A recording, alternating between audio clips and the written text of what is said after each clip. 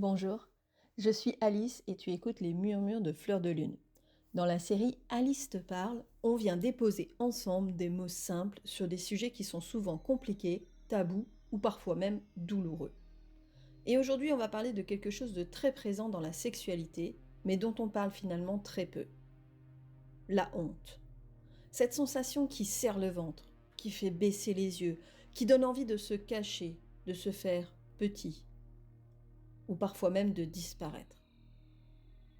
La honte, elle peut être là, dans nos pensées, dans nos désirs, dans notre corps, dans nos expériences passées, ou même dans ce qu'on n'ose pas vivre.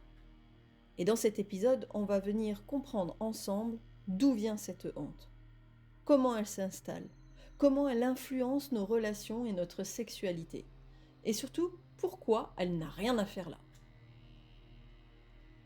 Je vais te parler de manière générale, avec des exemples, des situations que j'observe en séance. Mais bien sûr, chaque histoire est unique. Et si ce sujet résonne pour toi, ça peut être accompagné en consultation dans un cadre sécurisant, respectueux et sans jugement. Alors, installe-toi confortablement, on va venir regarder ça ensemble. La honte, c'est quoi au juste ? La honte, ce n'est pas juste une émotion comme les autres. C'est une émotion sociale. Ça veut dire qu'elle naît dans le regard de l'autre, ou plutôt dans ce qu'on imagine que l'autre pense de nous. Contrairement à la culpabilité, par exemple, qui va dire « j'ai fait quelque chose de mal », la honte dit « je suis mal, il y a quelque chose qui ne va pas chez moi ». Et ça, c'est beaucoup plus profond, parce que ça touche directement à l'identité. Dans la sexualité, la honte peut apparaître sur énormément de choses. Le désir ou le manque de désir, les fantasmes, le corps, la manière de faire l'amour, l'orientation sexuelle, le type de relation, le plaisir ou même le fait de parler de sexualité. Et parfois, elle est tellement intégrée qu'on ne se rend même plus compte qu'elle est là. On pense que c'est normal.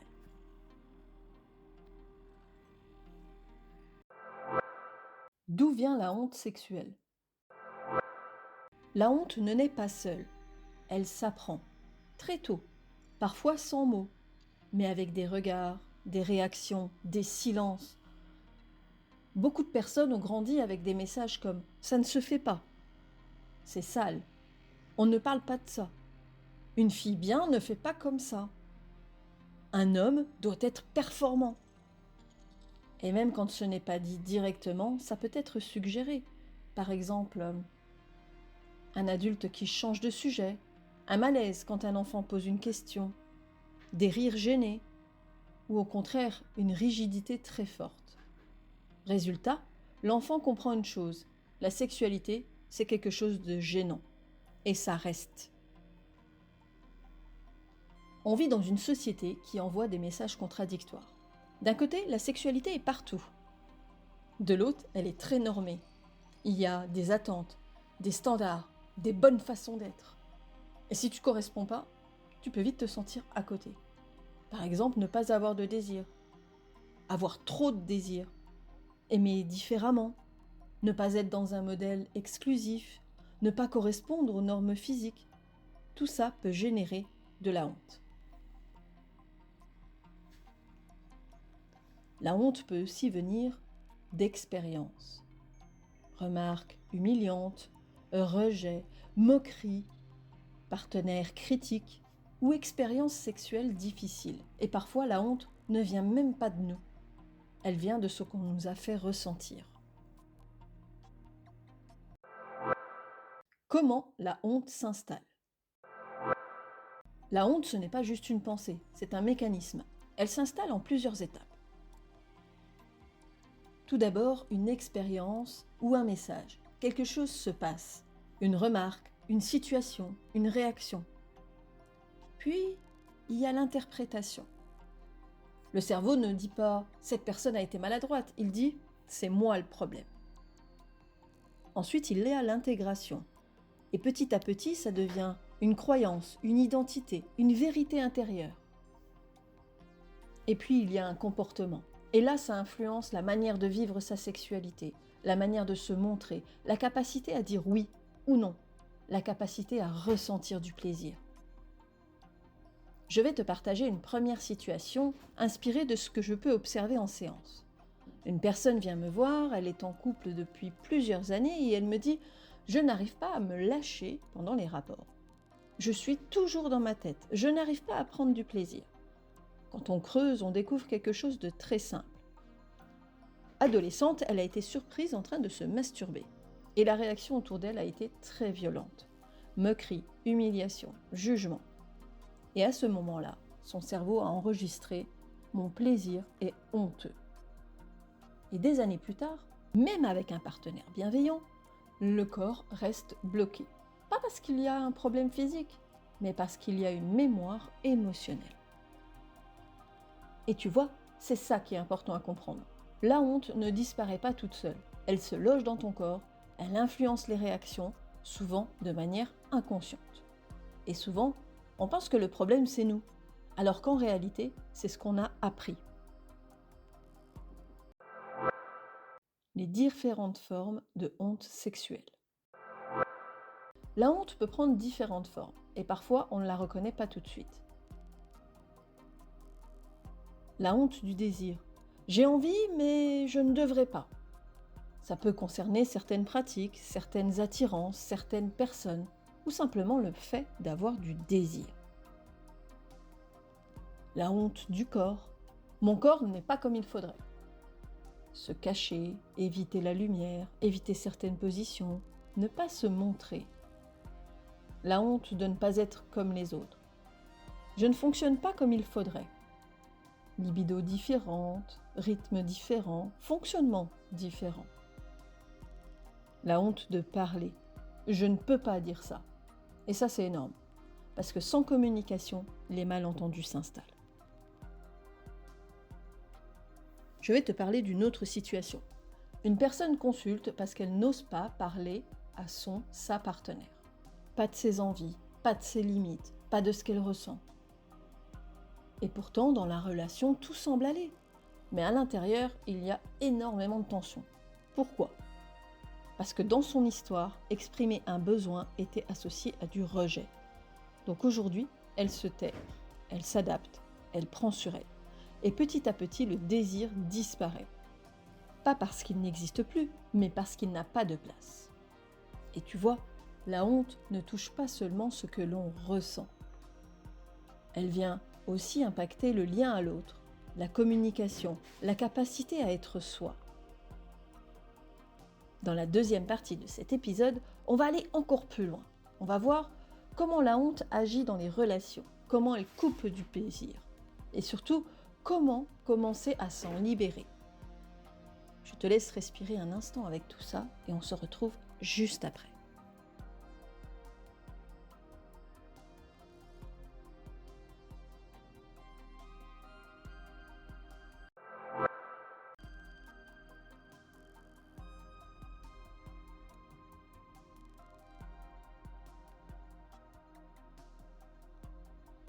On reprend doucement.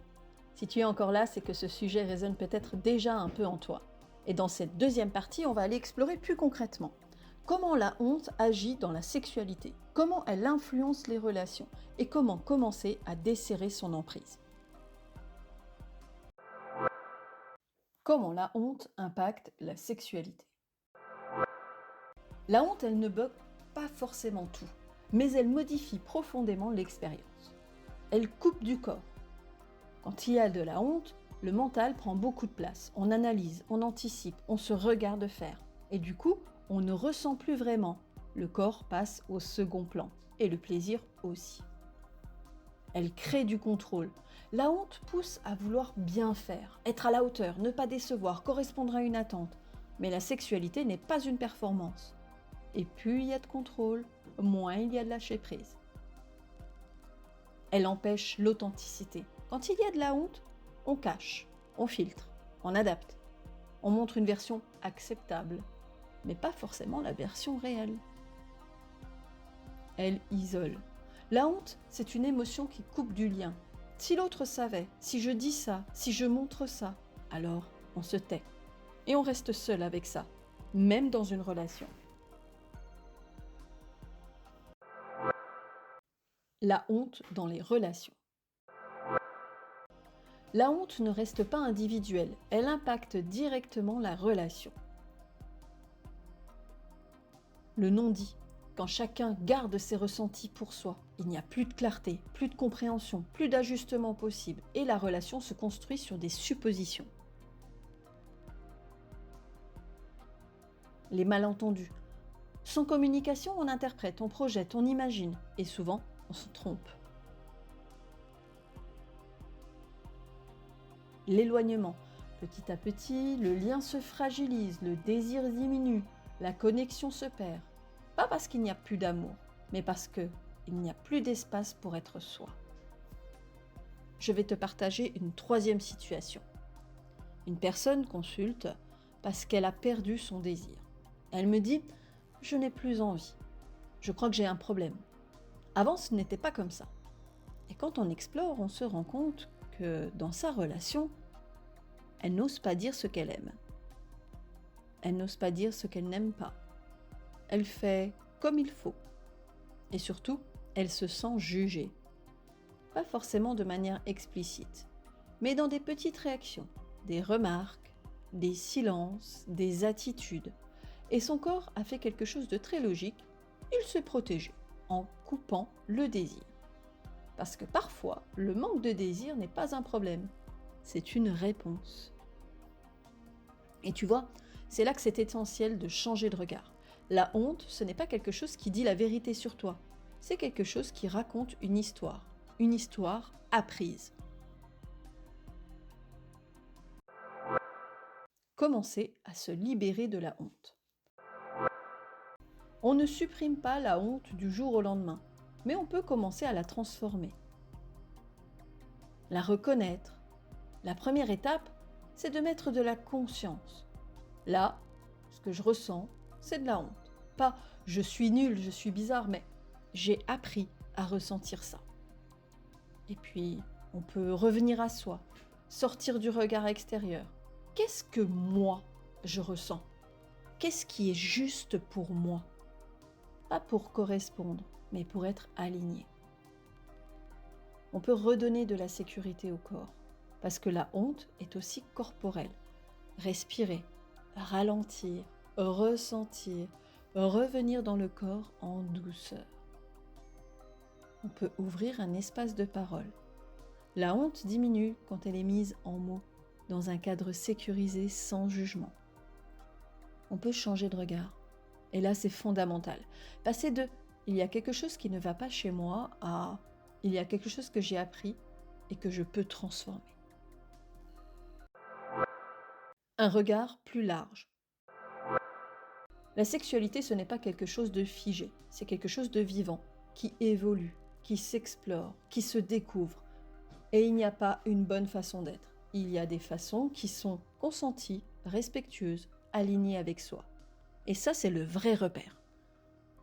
Si tu devais garder une chose de cet épisode, ce serait peut-être ça. La honte, ce n'est pas toi. Elle est quelque chose que tu as appris, quelque chose qui s'est construit, quelque chose qui peut évoluer. Et tu n'as pas à porter ça seul. Et si tu ressens le besoin d'explorer ta situation personnelle, cela peut aussi se faire en consultation au Studio Fleur de Lune en présentiel à Héricourt ou en visio depuis partout dans le monde.